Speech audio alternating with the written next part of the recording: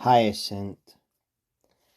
Hyacinth was my father's favorite, in Delphi, chosen center of the world, lost its presiding god, who passed his days beside Eurotas in the martial land of unwalled Sparta, and no more esteemed zither or bow. Forgetting his true self, he was content to bear the nets, to hold the hounds in leash and join the day-long chase through the rough mountain ridges, nourishing his heart's desire with long companionship. One day, near noon, when the high sun midway between the night past and the night to come, at equal distance stood from dawn and dusk, they both stripped off their clothes and oiled their limbs, so sleek and splendid, and began the game, throwing the discus. And Apollo first poised, swung, and hurled it skywards through the air, up, soaring up, to cleave the waiting clouds. The heavy disc at longest last fell back to the familiar earth, a proof of skill, and strength was skill. Then straightway Hyacinth, unthinking, in the excitement of the sport, ran out to seize it, but it bounded back from the hard surface full into his face. The god turned pale, pale as the boy himself, and catching up the huddled boy, tried to revive him, tried to staunch the tragic wound, and stay the fading soul with healing herbs. His skill was vain, the wound was past all cure, and as when in a garden violets or lilies tawny-tongued or poppies proud are bruised and bent, at once they hang their heads, and drooping cannot stand erect, and bow their gaze upon the ground.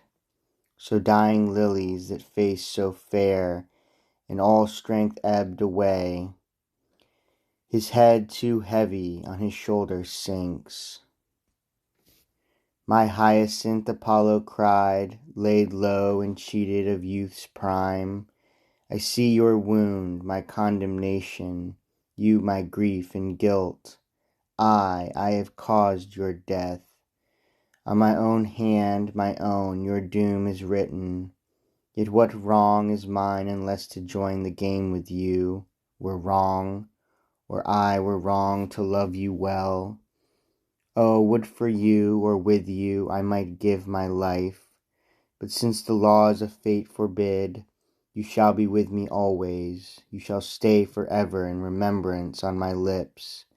And you my lyre, and you my song shall hymn. A new flower you shall be, with letters marked to imitate my sobs. And time shall come when to that flower the bravest hero born shall add his name on the same petals writ. So with prophetic words Apollo spoke, and lo, the flowing blood that stained the grass was blood no longer, and a flower rose, gorgeous as Tyrian dye, in form a lily, save that a lily wears a silver hue, this richest purple. And not yet content, Apollo, who had wrought the work of grace, inscribed upon the flower his lament. I. And still the petals show the letters written there in words of woe. And Sparta's pride in Hyacinth, her son, endures undimmed. With pomp and proud display each year his feast returns in the ancient way. But should you ask, o'er-laden Amathus, if her propensities have brought her pride, she would reject alike both them and those whose brows twin horns made hideous, whence their name, Cerasti.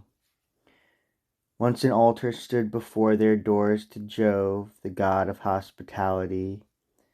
A newcomer who did not know their guilt, seeing that altar stained with blood, would think that suckling calves or lambs of Amathus were offered there. It was the blood of guests.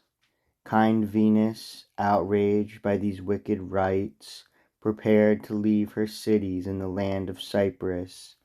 Yet, she said, these towns of mine, these charming places, what have they done wrong? Rather, this impious race shall pay the price by death or exile, or some means halfway between the two, and that, what can it be except to change their shape to something new? What change to choose, she wondered. Then, her eyes lighting upon their horns, she realized those could be left to them, and she transformed their bulky bodies into savage bulls. Even so, the obscene Prosperities had dared deny Venus's divinity, for that the goddess's rage, it said, made them the first strumpets to prostitute their bodies' charms.